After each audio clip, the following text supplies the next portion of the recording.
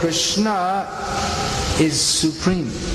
If we try to understand that which is spiritual by the power of our material evaluation, it doesn't work. It has no, our material intelligence has no power to understand that which is spiritual. It has no entry there. The very characteristic of that which is achintya. Achintya means beyond the power of mundane mental understanding. Now, if that which is spiritual is within the power of mundane mental understanding, then it's not spiritual, then it's also material. So the attempt to understand the spiritual by the mundane apparatus is self-defeating from the very beginning. The mundane apparatus, the thinking process, is by definition, being material, it's limited. Then how can the limited understand the unlimited? So all the attempts of mundane people to understand Krishna or to understand what is spiritual life are from the very beginning doomed. They cannot understand. And therefore some of them, they negate the whole necessity of even trying to understand. And then they say, well, there is no such thing as anything spiritual. When they find that they can no longer, that they can't make any progress in understanding, it doesn't seem to make any sense to them because their sense is very limited. And when they become enamored by their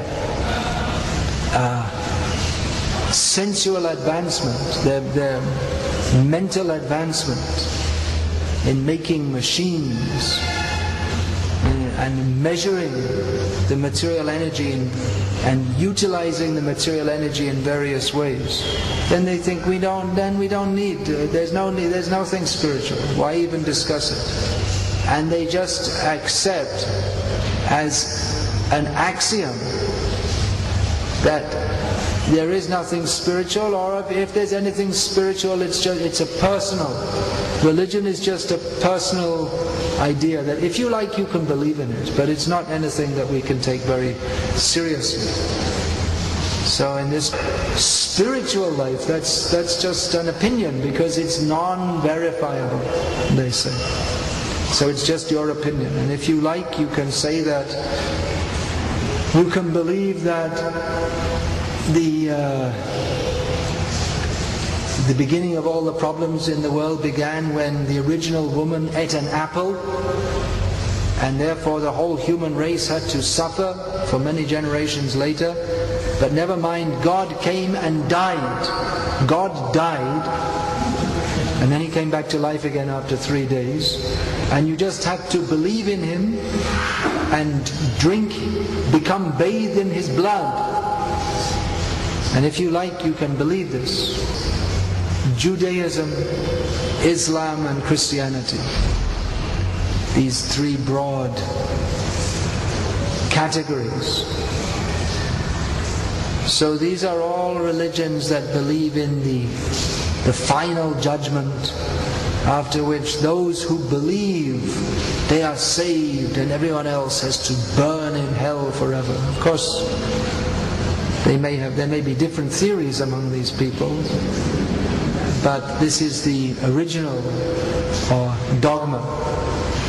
It's not actually for people who are very intelligent or thoughtful, because if God is merciful, then why does He want to burn you in hell forever? So they take religion, it's just a matter of whatever, it's non-verified. This Nehru had this theory that India's had too much religion, and now we have to develop materially. India's progress has been has been impeded. All this religion, people are just interested in it. They should be working hard in the factories and developing the nation. Dungeons for demons, Prabhupada called the factories. Dungeons for demons. It's a punishment. People, they come from the village and they go, I'll give up this village life and come to the city and work in the factory and earn more money, and then I can get a VCR and I can watch some pornographic movies, and I can drink nice alcohol and earn money and spend it for sinful life. Develop the nation. Nowadays in India, everyone's very interested. We're going to make India a superpower. We're developing, it's wonderful. We're making super highways all over India. And there's so many cars, we're producing fantastic cars, and India has nuclear power, and we're sending up rockets from Andhra Pradesh, from Sri Harikota. So this is all wonderful. This is all rascaldom and nonsense.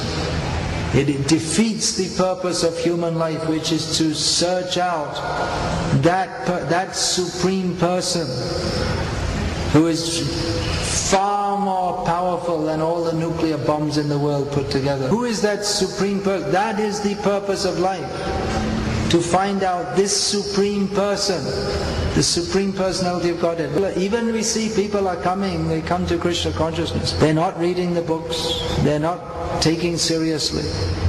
It's all sentiment in so many cases.